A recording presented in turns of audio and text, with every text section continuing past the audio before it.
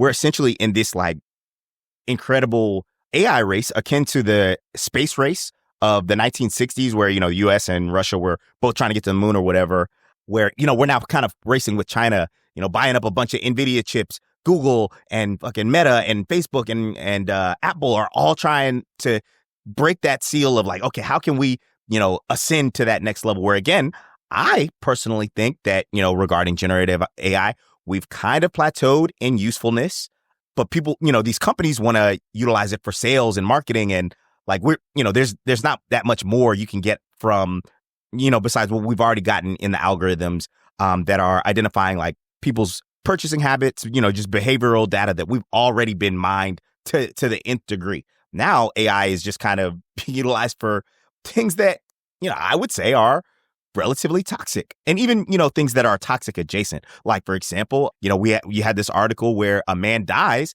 and makes a statement in court via AI, an AI representation of himself making the statement. And it did not come off well. And, we've seen it in music as well. Drake did some bullshit with it. I want to say this past week, Rick Ross dropped some nonsense trying to utilize AI to create some music. And, some of these are like, okay, we're sticking a toe in the waters to see like, okay, what can we do here? Man, a lot of people, there's a lot of backlash that comes after all of these incidents with Drake and, like the one with the guy in court who makes a statement, which to me is so insane. And then there was another recent one, someone who died, a teenager who died in is it Parkland in Florida? The Parkland shootings? Mm-hmm.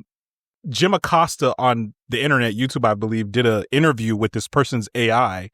And then also, I think there was some commentary from the person's parents and saying how they want to use it to spread awareness for gun control and gun violence and things. And, so Jim Acosta's interviewing the dead child AI version of him about, what you went through. And, I didn't even watch the video. I've just seen reporting on it. But to me, that is just so dystopian, so insane. But you make a very good point, Herschel. I mean, if you follow the industry, and I think I follow pretty closely, I read articles like every day, there's a lot of the fervor in which AI has received investment and the speculation of the transformations is going to create in society are starting to temper, plateau, as you said.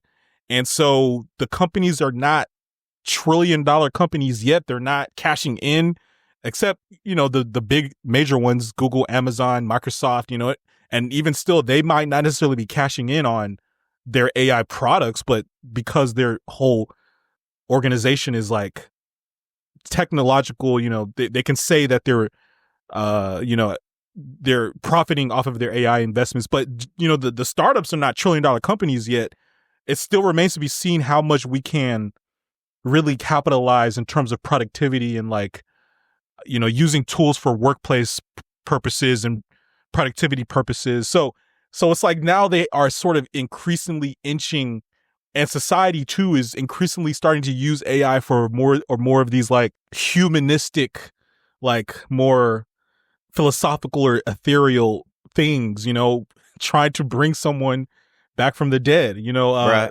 Yeah. We might have to change the podcast name to Looking for God in the AI. That might need to be the new podcast name, because I totally agree with you that, people are searching for answers. We were talking about that social isolation and just how people are trying to utilize these tools that are ever present, essentially. Like the AI cannot tell you no. The AI is not going to log off to say, okay, no more responses for the day, unless, of course, you are not paying for if you're paying for the service, they will always be there, present and available for you to, bounce ideas off of, which, some aspects of it I don't think should be, regulated in that way. But I think there does need to be some guardrails, because, not only are, I think a better descriptor for where society is going is almost a societal nosedive with or without AI.